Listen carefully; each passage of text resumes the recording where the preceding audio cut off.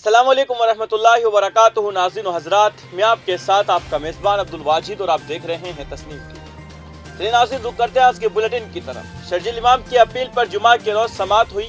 उसके तहत supreme court ने शर्जील को यकीन दिलाया कि केस के दूसरे मुल्जिम उमर खालिद के मामले में दिल्ली हाई कोर्ट के तबसरा से उनके केस पर कोई असर नहीं पड़ेगा। वाज़ेह है कि शर्जील ने सुप्रीम कोर्ट में अर्जी दाखिल करते हुए कहा था कि दिल्ली हाई कोर्ट ने उमर खालिद की जमानत की दरख्वास्त की समाअत के वक्त जो तबसरा किया था उसकी बुनियाद पर अदालत उसके साथ तासुब न करे। दरअसल दिल्ली हाई कोर्ट ने कहा था कि शर्जील इमाम यकीनी तौर पर साजिश का मास्टरमाइंड था जिसके साथ उमर खालिद राब्ते में थे। दोनों ने मिलकर साजिश की थी। फरवरी 2020 में दोनों के दरमियान शिमाल मशरिकी दिल्ली में भी मुलाकातें हुई थी। हाई कोर्ट के तबसरे के मुताबिक दिल्ली फसादात और CAA एहतजाज के दरमियान एक कुनकश था। जस्टिस संजय किशन कौल और जस्टिस अभय एस ओका की सरबराही में सुप्रीम कोर्ट की 2 जजों की बेंच ने कहा कि जमानत की दरख्वास्तों पर अदालत को 10 मिनट से ज़्यादा समाअत नहीं करनी चाहिए।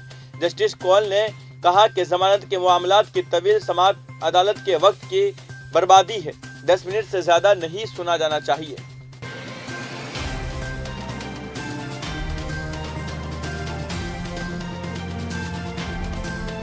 अब रुक करते हैं अगली खबर की तरफ। मध्य प्रदेश हुकूमत के जरिए उज्जैन में शुरू किए गए तरक्याती कामों से सैकड़ों लोगों का आशियाना उजड़ने का खतरा पैदा हो गया है। हुकूमत के जरिए 2028 में होने वाले संस्था मेला के तैयारियां अभी से शुरू कर दी गई है।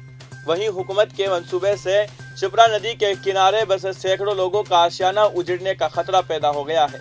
जिला इंतजामिया के जरिए शिप्रा नदी के किनारे बसे लोगों को नोटिस जारी करते हुए जहां 1 हफ्ते में घर खाली करने का हुक्म जारी किया गया है। वहीं मकामी लोगों को शिकायत है कि इंतजामिया के जरिए घर खाली करने का नोटिस तो जारी किया गया है, लेकिन उसके बदले उन्हें जमीन और मुआवजा को लेकर जिला इंतजामिया के जरिए कोई बात नहीं की जा रही है। उनकी ये भी शिकायत है कि जिस जमीन को खाली करने का नोटिस जारी किया गया है वो जमीन उन्होंने रजिस्ट्री के जरिए हासिल की है और घर बनवाने के लिए उन्होंने बैंकों से लाखों का लोन भी लिया है। ऐसे में अगर हुकूमत के जरिए उन्हें बदले में जमीन या मुआवजा नहीं दिया जाता तो वो कहां जाएंगे।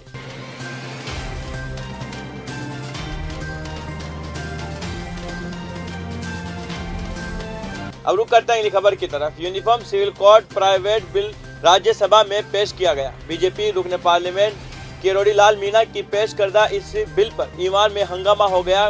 गर्मा गर्म बहस के बाद मरकजी वजीर पीयूष गोयल ने पूछा कि उसे क्यों मुतारिफ नहीं कराया जा सकता।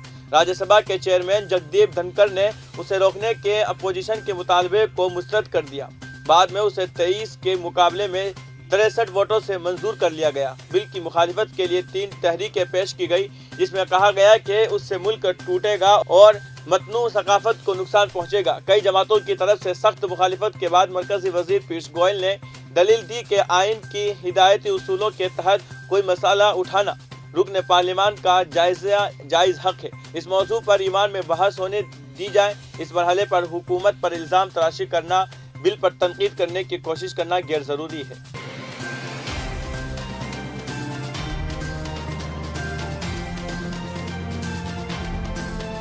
अब रुक करते हैं अगली खबर की तरफ। कौमी कमीशन बराए हुकूक अतफाल ने तमाम रियासतों के चीफ सेक्रेटरीज और मरकज के ज़ेर इंतज़ाम इलाकों के होम सेक्रेटरी से गैर मुस्लिम बच्चों के मदारिस में दाखिलों की खबरों से मुताल्लिक वजाहत तलब की है। कौमी कमीशन ने कवानीन की खिलाफ वर्जी करने वाले सरकारी फंड से चलने वाले और तस्लीम शुदा तमाम मदारिस की तहकीकात करने की हिदायत दी है।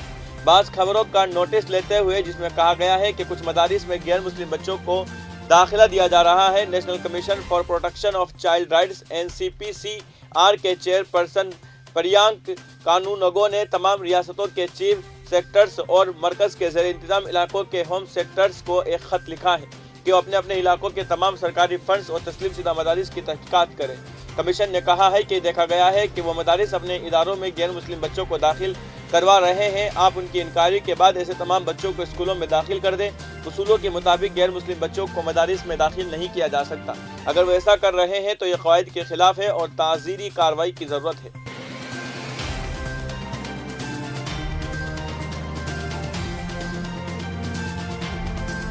अब रुक करते हैं अगली खबर की तरफ। कतर में जारी फीफा वर्ल्ड कप की कवरेज के दौरान अमेरिकी सहाफ़ी ग्रांट वाल की मौत हो गई है। यूएस साकिर ने जुमा की शाम अपने ऑफिशियल ट्विटर अकाउंट पर एक बयान में कहा, पूरे US ثاقر فیملی کو یہ جان کر دکھ ہوا ہے کہ صحافی گرانٹ وائل ہمارے درمیان سے رخصت ہو گئے ہیں۔ گرانٹ وائل نے فٹ بال کو اپنی زندگی سمجھا تھا اور ان کی شاندار تحریر اب ہمیں نہیں ملے گی۔ US ثاقر نے کھیل میں صحافی وائل کے جذبے ستائش کی اور ان کی اہلیہ سلائن گونڈر اور لواحقین کی تئیں تعزیت کا اظہار کیا ہے۔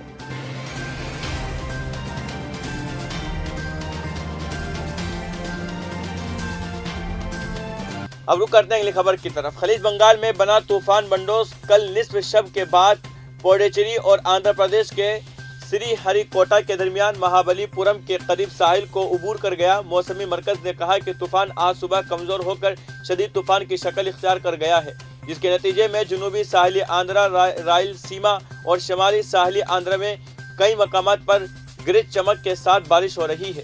نیولور، تروپتی اور انامیا اضلاع میں 1 یا 2 مقامات پر شدید بارش کا سلسلہ جاری ہے۔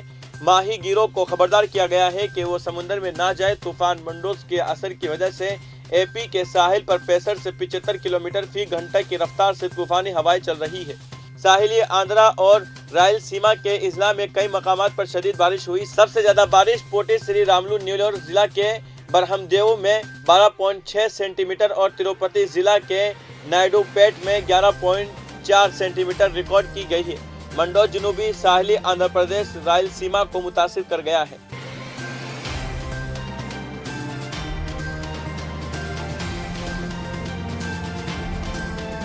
اب رخ کرتے ہیں اگلی خبر کی طرف۔ انڈونیشیا کے مغربی سماترا صوبے میں جمعہ کو کوئلے کی کان میں دھماکے سے کم 9 مزدور ہلاک اور 2 زخمی، 1 لاپتہ ہو گیا ہے۔ حکام نے یہ اطلاع دی ہے۔ صوبائی سرچ اینڈ ریسکیو آپریشن کے پریس آفیسر آری پرتاما نے فون پر زنہا کو بتایا کہ آج صبح 8:30 بجے انڈونیشیا کے شہر سالونڈو میں کوئلے کی کان میں زبردست دھماکہ ہوا۔ دھماکے میں کم سے کم 9 مزدور ہلاک اور 2 شدید زخمی ہو گئے ہیں اور 1 مزدور کے لاپتہ ہونے کی اطلاع ہے۔ اہلکار نے بتایا کہ زخمیوں کو علاج کے لیے نزدیکی اسپتال میں داخل کرایا گیا ہے اور لاپتہ مزدور کی تلاش کے لیے ریسکیو آپریشن شروع کر دیا گیا ہے۔ تو فی الحال کی خبر میں اتنا ہی۔ ملک اور غیر ملک کی تمام بڑی خبریں جاننے کے لیے دیکھتے رہیے تسنیم ٹی وی۔ آپ کے میزبان عبدالواجد کے ساتھ اللہ حافظ۔